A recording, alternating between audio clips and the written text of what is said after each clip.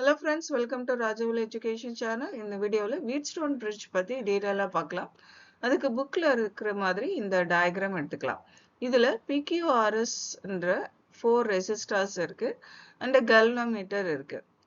இந்த வீடியோ இன்னுமே உங்களுக்கு இன்ட்ரெஸ்டிங்கா இருக்கணும்ன்றதுக்காக இந்த PQRS ரெசிஸ்டர்ஸ் அண்ட் galvanometerக்கு பதிலா 4 எலக்ட்ரிக் பல்ப்ஸ் எடுத்துக்கலாம். ஏன்னா நம்ம இதுல கரண்ட் ஃப்ளோ பத்தி தான் டிஸ்கஸ் பண்ண போறோம். அப்படி கரண்ட் ஃப்ளோ இருந்ததுன்னா நமக்கு எலக்ட்ரிக் பல்ப்ஸ் இருந்ததுன்னா இன்னுமே கொஞ்சம் இன்ட்ரெஸ்டிங்கா இருக்கும். இந்த டாபிக் உங்களுக்கு ரொம்ப பிடிக்கும். ஸோ அதனால இந்த 4 ரெசிஸ்டர்ஸ் அண்ட் galvanometerக்கு பதிலா எலக்ட்ரிக் பல்ப்ஸ் எடுத்துக்கலாம். இப்போ மற்றபடி இந்த டயக்ராமும் சேம் தான். இந்த டயக்ராம் வந்து எக்ஸ்பிளனேஷனுக்காக தான். நீங்க எக்ஸாம் பாயிண்ட் ஆஃப் வியூல இந்த டயக்ராம் தான் டிரா பண்ணணும். இப்போ இந்த ரெசிஸ்டர்ஸ் இருக்கு இல்லையா, என்னென்ன ரெசிஸ்டர்ஸ் PQRS ரெசிஸ்டர்ஸ் இருக்கு. அப்போ இந்த எலக்ட்ரிக் பல்ப்ஸோட ரெசிஸ்டன்ஸும் நம்ம அதே ரெசிஸ்டன்ஸ் எடுத்துக்கலாம். ஜங்ஷன்ஸ் ABCD ஜங்ஷன்ஸ் இருக்கு. மற்றபடி சர்க்கியூட்ஸ் எல்லாமே சேம் தான். இப்போ இந்த சர்க்கியூட்டை க்ளோஸ் பண்ணணும். அப்படி க்ளோஸ் பண்றப்போ சார்ஜ் பாசிட்டிவ் டெர்மினல்லேருந்து நெகட்டிவ் டெர்மினலுக்கு ஃப்ளோ ஆகும். அப்படி ஃப்ளோ ஆகுறப்போ இந்த சர்க்கியூட்ல ஐன்ற கரண்ட் பாஸ் ஆகுது. இது ஏ ஜங்ஷன் அடைஞ்ச உடனே I1 and I2 கரண்டா split up ஆகும். அப்படி ஸ்பிளிட் அப் ஆகுறப்போ Pன்ற ஆர்ன்ற பல்பு க்ளோ ஆகும். பி ஜங்ஷன் அடைஞ்ச உடனே I1 கரண்ட் பி ஜங்ஷன் அடைஞ்ச உடனே IG அண்ட் I3 கரண்டா ஸ்பிளிட் அப் ஆகும். இந்த IG கரண்ட் டி ஜங்ஷன் அடைஞ்ச உடனே I4 கரண்டா பாஸ் ஆகும். சி ஜங்ஷன் வந்த உடனே I3யும் I4ம் கம்பைன்ட் ஆகி ஐன்ற கரண்டா இந்த சர்க்கியூட்ல பாஸ் ஆகும். இவ்வளவுதான் இந்த எக்ஸ்பெரிமெண்ட். இப்போ இதுல கிர்ச்சாஃப் ஃபர்ஸ்ட் ரூல் நம்ம அப்ளை பண்ண போறோம். அதாவது கரண்ட் ரூல் அப்ளை பண்ணணும். அதுக்கு பி அண்ட் டி ஜங்ஷனை செலக்ட் பண்ணிக்கோங்க. பி ஜங்ஷன்ல I1 கரண்ட் என்ட்ரி ஆகுது, I3 and IG current exit ஆகுது. அப்போ ஈக்குவேஷன் இந்த மாதிரி ஆயிடும். என்ட்ரி ஆகிறதுக்கு பாசிட்டிவ் சைனும் எக்ஸிட் ஆகிறதுக்கு நெகட்டிவ் சைனும் கொடுத்துருங்க. அதே மாதிரி டி ஜங்ஷன்ல I2 கரண்ட் என்ட்ரி ஆகுது, IG கரண்ட்டும் என்ட்ரி ஆகுது, I4 கரண்ட் எக்ஸிட் ஆகுது. ஸோ அப்போ இந்த ஈக்குவேஷன் இந்த மாதிரி ஆயிடும். நெக்ஸ்ட் கிர்ச்சாஃப் செகண்ட் ரூல், அதாவது voltage rule or loop rule apply பண்ணோம். ஃபர்ஸ்ட் எந்த லூப் கன்சிடர் பண்ணுவோம்னா இந்த லூப் கன்சிடர் பண்ணுவோம். ABD ஏ லூப் கன்சிடர் பண்ணுவோம்.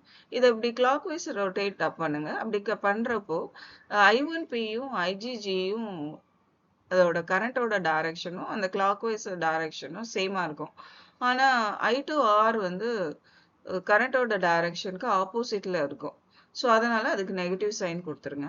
ஸோ அடுத்தது ABCDA லூப் யூஸ் பண்ணலாம். ஸோ அதில் I1Pயும் I3Qவும் கரண்டோட டைரக்ஷன்ல இருக்கும். அது இங்கேயும் கிளாக் வைஸ் டைரக்ஷன்ல தான் ரொட்டேட் பண்ணும்.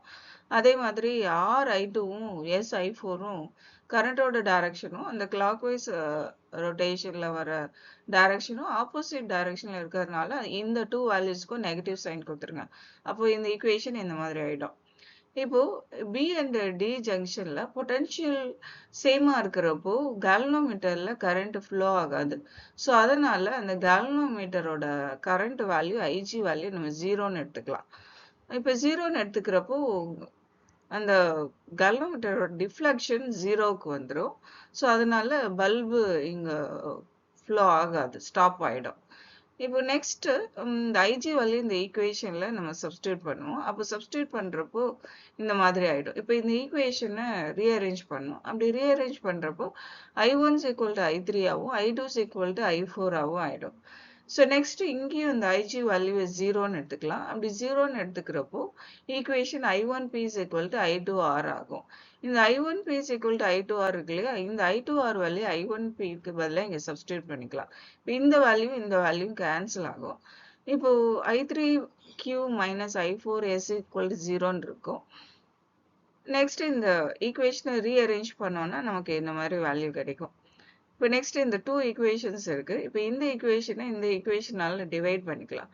அப்படி டிவைட் ஓகே. அடுத்தது இந்த I1க்கு பதிலா I3 வேல்யூ, I2க்கு பதிலா I4 வேல்யூ சப்ஸ்டியூட் பண்ணலாம். சப்ஸ்டியூட் பண்ணோம்னா இப்போ இந்த I3 கேன்சல் ஆகும், I4ம் கேன்சல் ஆகும். அப்போ நமக்கு ரிசல்ட்டிங் ஈக்குவேஷன் என்னன்னா P/Q = R/S. இப்போ இந்த 4 ரெசிஸ்டார்ஸ்ல ஏதாவது ஒரு ரெசிஸ்டாரோட ரெசிஸ்டன்ஸ் தெரியல அப்படின்னா, அப்போ இந்த 3 ரெசிஸ்டார்ஸோட ரெசிஸ்டன்ஸ் வேல்யூ வச்சு நம்ம அந்த அன்னோன் ரெசிஸ்டாரோட ரெசிஸ்டன்ஸை கால்குலேட் பண்ணலாம். இந்த வீடியோ உங்களுக்கு பிடிச்சிருந்ததுன்னா வீடியோ லைக் பண்ணுங்க, ஷேர் பண்ணுங்க, சேனலை சப்ஸ்கிரைப் பண்ணுங்க. தேங்க்யூ ஃபார் வாட்சிங்.